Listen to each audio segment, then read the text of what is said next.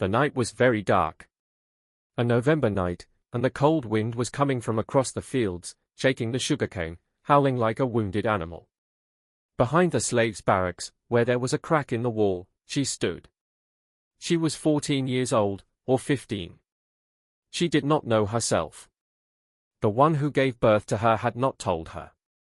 She, too, when she came into this world, had not been told by her mother. This chain was like a stone dropped into a dark well, its depth could never be measured. She was peering through the crack in the wall. Inside, a lamp was burning. Kerosene, its yellow flame trembling against the cobwebs hanging from the ceiling. A woman lay on the bed. Her face was soaked with sweat, and her lips were moving in a silent prayer.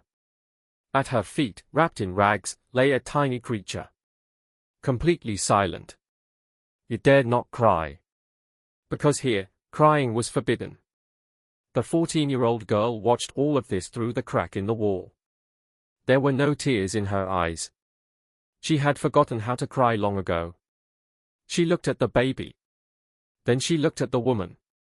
Then she looked at the paper lying on the table, written by the master's clerk. The girl slowly pressed her forehead against the wall. Cold bricks. She closed her eyes. She herself had once been like this. Only a name on paper. The mother's name, and in the father's box, the emptiness of ink. On this same night, in this same barracks, with this same pen, the master's clerk had written the same thing. The year was 1822. The girl's name was Zilpa. But no one called her by that name. Zilpa's first memory was heat. Heat, an immense silence. She was 3 years old, or 4, when she first realized that she was a thing that could be weighed, measured, bought and sold. That day, Mr. Langston came. The owner of Whitehall Plantation. Behind him was his clerk, Mr. Holbrook, whose fingers were always stained with ink, and whose eyes never looked into the eyes of a slave. He only looked at paper. Zilpa sat at her mother's feet. Her mother's name was Dorcas. She was washing clothes in the sun, and her hands had turned red. The harsh smell of soap, and the heavy iron cauldron where the clothes boiled. Mr. Holbrook took out his slate. Dipped his pen. Dorcas. Age 23. Skills, laundry, sewing. Then his eyes fell on Zilpa. Whose child is this? Dorcas did not lift her head. Her hands never stopped. Mine, sir. Age?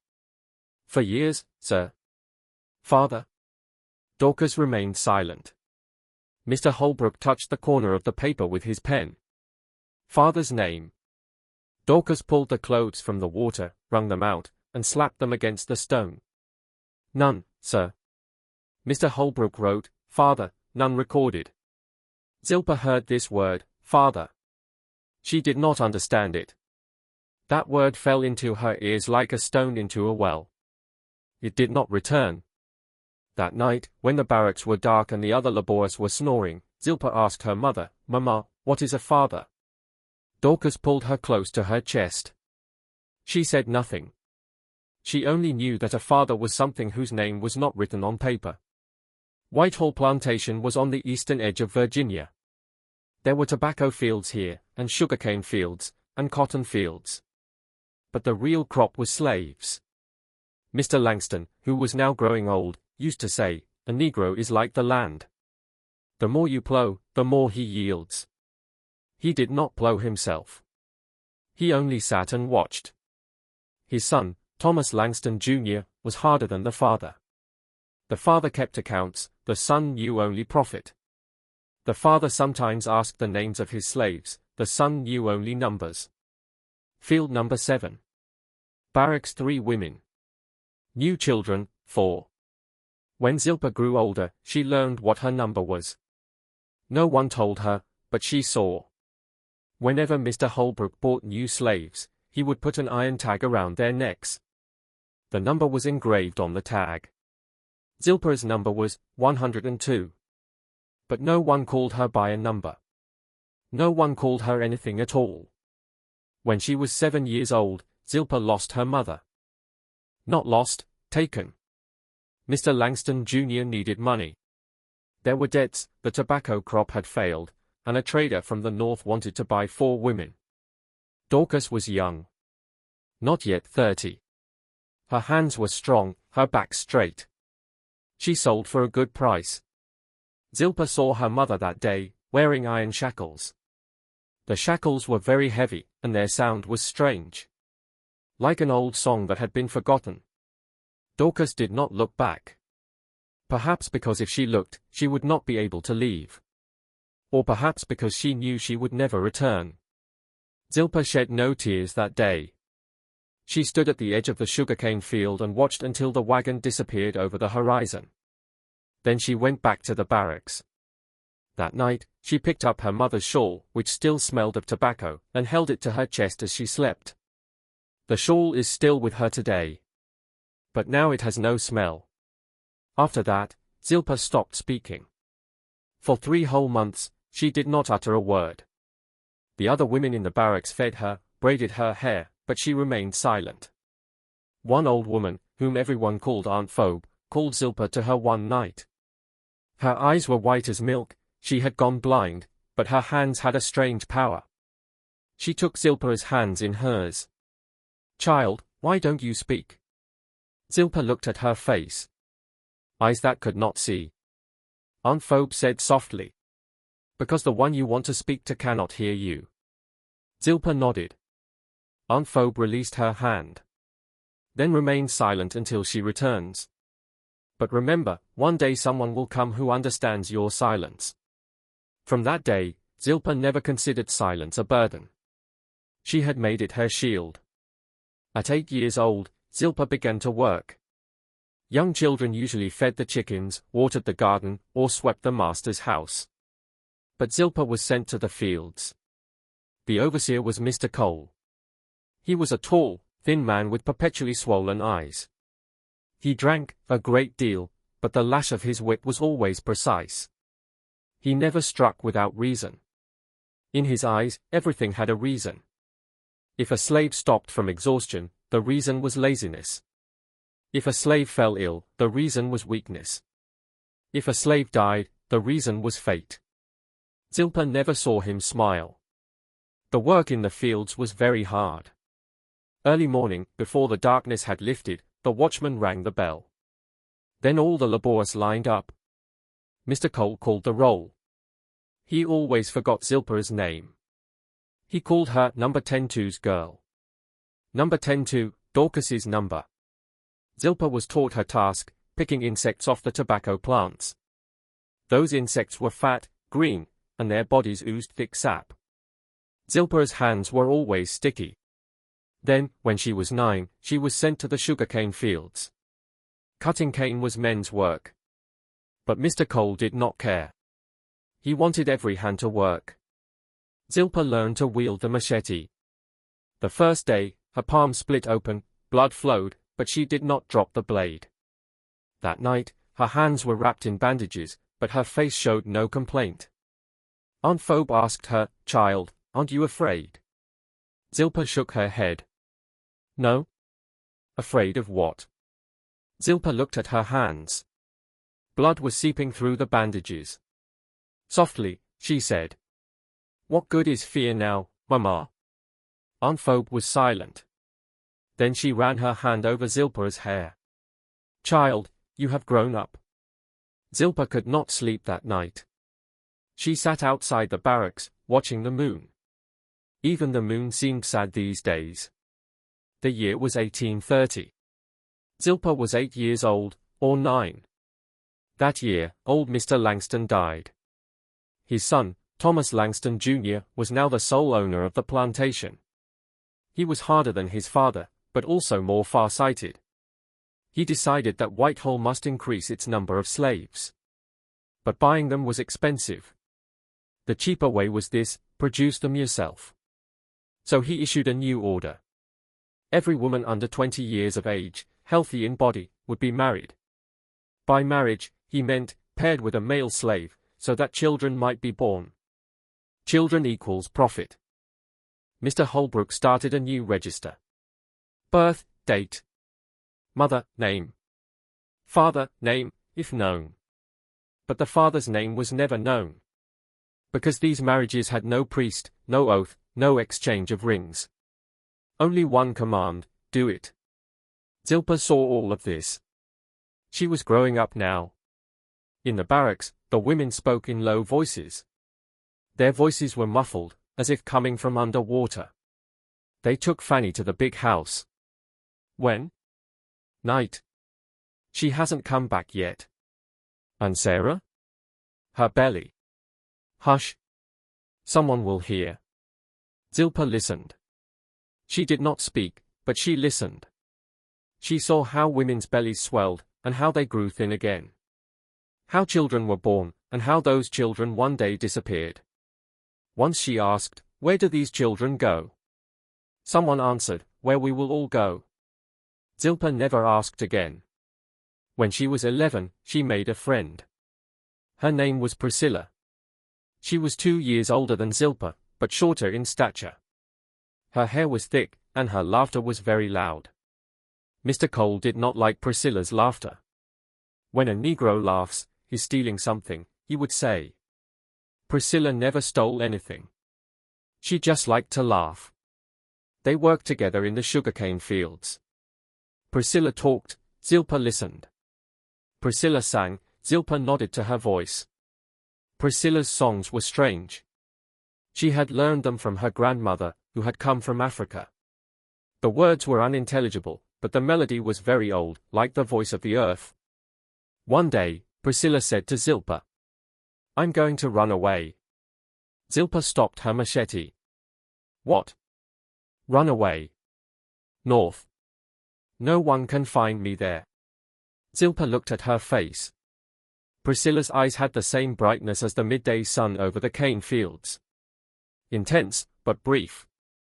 "Running away from here, it's hard," Zilpa said softly. "It's hard, but not impossible," Priscilla said, thrusting her machete deep into the cane. "And staying here is hard, too." Zilpa did not answer. She lay awake for a long time that night. Priscilla's face was before her eyes. Her laughter was in her ears. And then, 3 days later, Priscilla was called to the big house. When she returned, there was no laughter on her face. Her eyes were completely empty, like a well without water. Zilpa asked her nothing. She only sat beside her, silent, through the night. Priscilla never spoke of running away again. And she never laughed again, either. Zilpa was now 13. She was changing. Her body was changing, and she was afraid. The women in the barracks looked at her and shook their heads. There was sympathy in their eyes, but something else, too. Fear. One evening, Aunt Phoebe called to her. The old woman was now very weak, her bones rattling, but her voice still held that power. "Child, you have grown up now." Zilpa bowed her head. "Then listen. The people in the big house are watching you. Mr. Cole's eye is on you." Zilpa's heart sank. "What should I do, Mama?" Aunt Phoebe grasped her hand. Her palm was very dry, like old paper. "Do nothing. Just stay small. As small as you can. Keep your eyes down. Do not speak. Do not be seen. But they see me already. Then do not look into their eyes. Never." Zilpa never forgot this lesson. She kept her eyes down. She became a wall. But even walls fall. The summer of 1834. The earth was cracking. Tobacco leaves were withering. Mr. Langston Jr.'s temper was fire. He made his rounds through the fields every day, and his eyes were everywhere. One day, his eyes fell on Zilpa. She was standing at the edge of the sugarcane field, carrying a heavy bucket of water. Her face was wet with sweat, her dress torn. Mr. Langston stopped his horse. "Who is that?" Mr. Cole stepped forward. "Number 10-2's girl, sir. Dorcas's child." "Dorcas, she was sold." "Yes, sir." "How old is she?" Mr. Cole looked at Zilpa. His eyes lingered on her body. 13, 14, sir." Mr. Langston was silent. His eyes traveled from Zilpa's face to her feet, and back. Can she work in the big house? Mr. Cole nodded. Yes, sir. I'll send her tomorrow. Zilpa heard none of this conversation. In her ears was only the beating of her own heart. They knew. The big house. Whitehall Mansion. Zilpa had always seen it from a distance, never close. Now she was here. The walls here were thick, and the floors were covered with carpets that muffled footsteps. The windows had glass, clear glass, and when the sun struck it, colored patterns appeared. The women here wore velvet dresses, and their hands were white, perfectly clean. Zilpa saw Mrs. Langston for the first time. She was very beautiful, but her face was like carved ice. Her eyes looked at Zilpa, then dropped, then rose again, as if she were an object. This is the new girl. Yes, madam. Name? Zilpa. Mrs. Langston compressed her lips. That name is too heathen. Change it. Mr. Holbrook took out his slate. What name shall we give, madam? Mrs. Langston looked at Zilpa. Her gaze fixed on her hair, which was thick and unruly. Messy. Zilpa heard this name. Messy. She said nothing. When she returned to the barracks, Aunt Phoebe asked, What happened, child? Zilpa said, They changed my name. Now I am Messy. Aunt Phoebe was silent. Then she said, A name is only a name, child. You are still who you were. But Zilpa knew. Changing a name meant, You are ours. We will make you whatever we wish. The work in the big house was hard, but less so than the fields.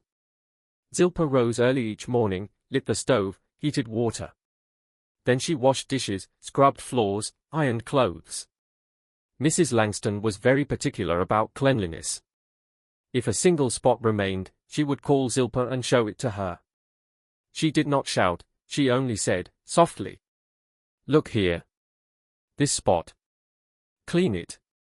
There was no anger in her voice. Only contempt. Zilpa quickly learned how to avoid Mrs. Langston's gaze. She became a wall. She became the floor. She became a curtain. But in front of Mr. Langston, she could not remain a wall. He looked at her. When she entered a room, his eyes followed her. When she set down tea, his fingers moved close to her hand on the table. When she was hanging curtains, he stood in the doorway and watched. Zilpa never looked into his eyes. But she felt the weight of his gaze. One night, when the whole house was asleep, Zilpa was washing dishes in the kitchen. It was dark, only one lamp burning. The water was cold, and her hands were red. The door opened. Mr. Langston entered. Zilpa did not raise her head. She continued washing the dishes. The beating of her heart was in her ears. He approached silently. His boots made no sound on the floor. Then he said, You are working very late. Zilpa was silent. Are you tired? Zilpa shook her head. No. He came closer. His breath was near her ear. You are very beautiful, Messy. Zilpa released the dish into the water. She stood up. She did not look at him. Sir, I must go to the barracks. I have to rise early tomorrow. Mr. Langston grasped her hand. His fingers were cold. You need not be afraid. Zilpa pulled her hand away. It was the first time she had refused a white man. He stood there, silent. Then he turned and walked out. Zilpa did not go to the barracks that night. She remained in the kitchen, sitting in the darkness, the lamp extinguished. She was trembling. But no tears came. The next day, Mr. Langston did not call for her. For 3 days, he could not meet her eyes. Zilpa thought perhaps he had forgotten. But on the 4th day, Mr. Cole sent her back to the fields. The big housework is too much for you, he said. Zilpa said nothing. She returned to the sugarcane fields. But she was no longer the same. She had refused. And refusal is always punished. That winter was very hard. There was less work in the fields, but more punishment. Mr. Cole gave Zilpa the hardest task, threading tobacco leaves onto strings to dry. This work peeled the skin from her fingers. New wounds every day, before the old ones could heal. Her palms had become rough, like tree bark. One night, Aunt Phoebe looked at her hands. The old woman's eyes were blind, but her fingers could see. She ran her fingers over Zilpa's hands. "Child, your hands speak many things." Zilpa said, "They speak, but no one listens." Aunt Phoebe pressed her hands to her chest. "I listen, child. I listen." That night, Zilpa answered Aunt Phoebe's question for the first time. "Mama, will I ever be able to leave this place?" Aunt Phoebe was silent for a long time. Then she said, "I have seen many people leave in my life. Some left and never returned. Some left and came back dead. Some left and came back free." "Free?" "Yes, child. Free. It happens. But very rarely. And with great difficulty." Zilpa closed her eyes. She saw Priscilla's face, as if she were saying, "I will run away." Priscilla had not run away. But perhaps Zilpa could. The spring of 1835. Aunt Phoebe died. She did not wake one morning. The women of the barracks gathered around her, but her eyes were open, looking at something no one else could see. Zilpa closed her eyes. With her own hands, she washed Aunt Phoebe's face, combed her hair, dressed her in clean clothes. No priest said prayers. No grave was dug. Slaves' bodies were buried at the edge of the fields, unmarked. Zilpa took an old, small pouch from Aunt Phoebe's hand. Inside were some seeds, and a black stone. Aunt Phoebe used to say this stone came from Africa. Zilpa hid it in her clothing. It was now her only inheritance. That year, Mr. Holbrook started a new register. Its cover read, "Whitehall Plantation, Births and Deaths, 1836. On the first page, he wrote, "January 1836, no births recorded. February 1836, no births recorded. March 1836, no births recorded. In April, the first birth was recorded. Mother, Priscilla. Child, male. Father, none recorded." Zilpa read this name, Priscilla. She was now a mother. Zilpa found her. She was sitting in a corner of the barracks, nursing her child. Her face held the same emptiness as 2 years before. Zilpa sat beside her. "What is the child's name?" Priscilla looked at her. There was no brightness left in her eyes. "Name? They will name him themselves. What right do I have?" Zilpa took her hand. Priscilla's hands were trembling. "Are you all right?" Priscilla laughed. That laughter was very strange, like breaking glass. "All right? I'm all right. The child is all right. Everything is all right. It's always all right, isn't it?" Zilpa pulled her close to her chest. Priscilla rested her head on Zilpa's shoulder. She wept for a very long time. Zilpa said nothing. She only sat there, silent, until Priscilla fell asleep. May 1836. Zilpa was now 14. Mr. Cole called her back to the big house. Mrs. Langston was ill, she needed a nurse. Zilpa did not refuse. She could not refuse. She returned to the big house. Mrs. Langston lay in bed. Her face was yellow, her eyes sunken with dark circles. Zilpa tended to her. Gave her medicine, washed her face, combed her hair.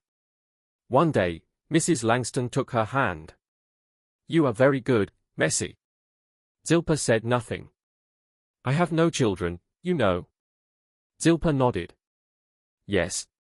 I lost 3 children. They all died." There were tears in her eyes. "God is angry with me." Zilpa remained silent. She was thinking, with whom is God angry? With the women whose children were taken? or with those whose children died? She gave no answer. June 1836. Mrs. Langston died. She went to sleep one night, and did not wake in the morning. Mr. Langston sent her body to the city. She was buried there. He was now alone in the big house. Zilpa thought perhaps he would leave her alone now. But he did not. Now he remained in the house more often. And his gaze was heavier. August 1836. Zilpa felt a change in her body for the first time. She was ill. Nausea in the mornings, no appetite. An old woman in the barracks, named Hagar, saw her. She came to her quietly. "Child, your belly." Zilpa looked at her. Hagar's eyes held fear. "When did it happen? Who did this?" Zilpa remembered. That night in May.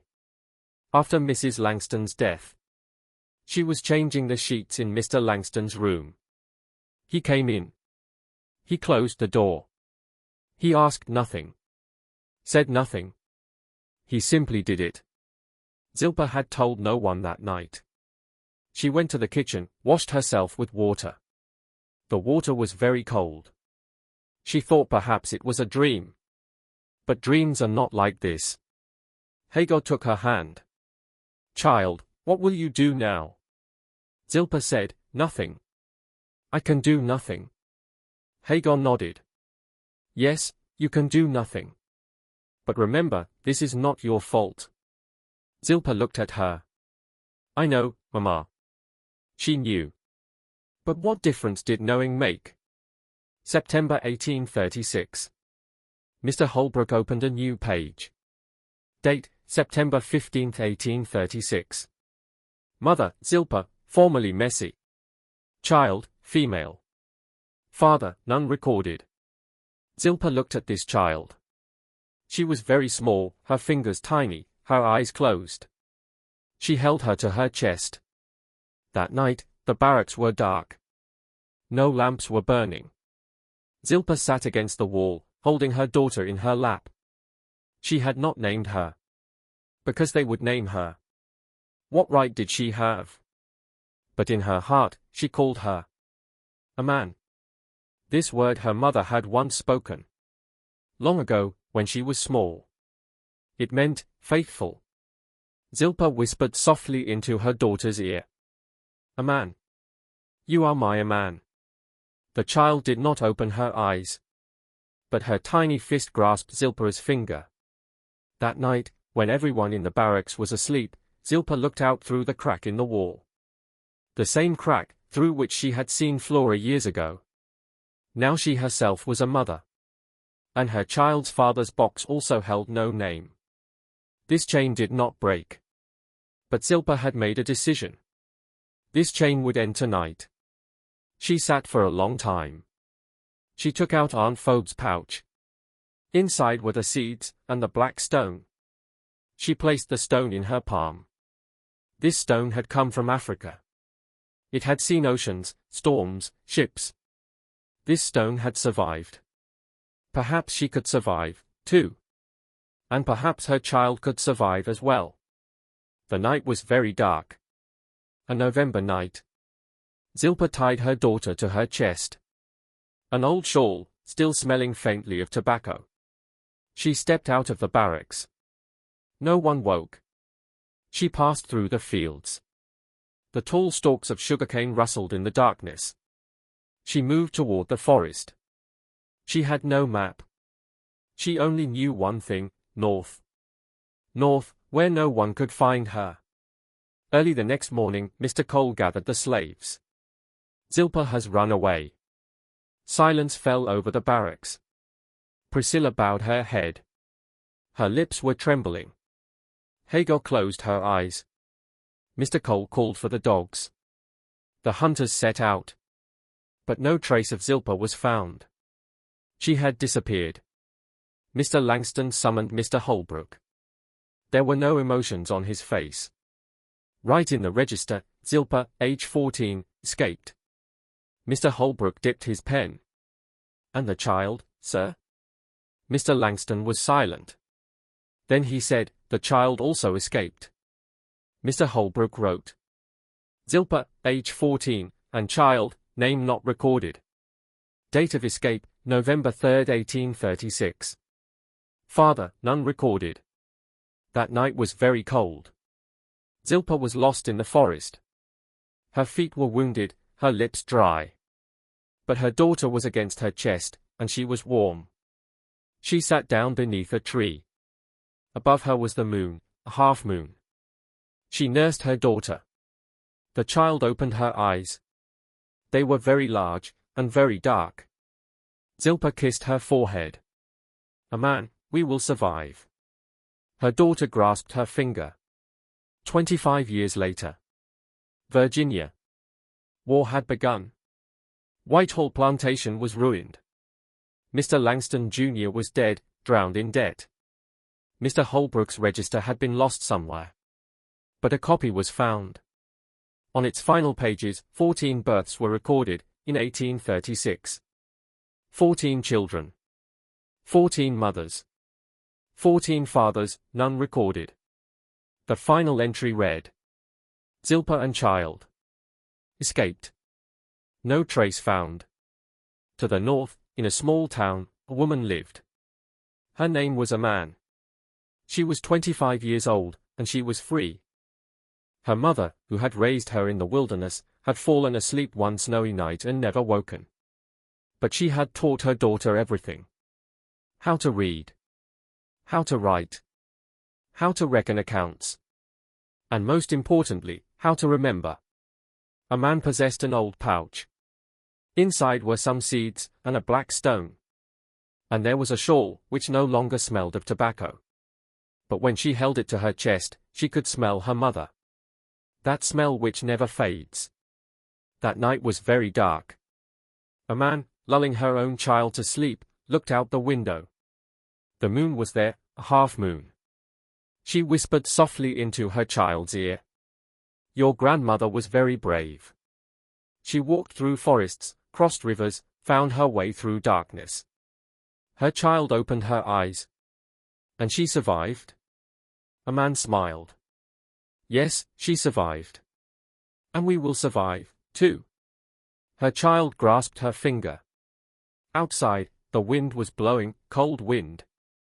But inside, in that small room, there was light. Today, that register is nowhere to be found. Perhaps it burned. Perhaps it rots in some basement. Perhaps it lies behind glass in a museum. But the 14 names recorded within it, the 14 mothers, the 14 children, they have not gone anywhere. They are still among us. Zilpah. Priscilla. Flora. Dorcas. Fanny. Sarah. Hagar. Aunt Phoebe. And a man. A man, which means faithful. Faithful to the truth that they existed. Faithful to the memory that they survived. Faithful to the hope that their story will never end.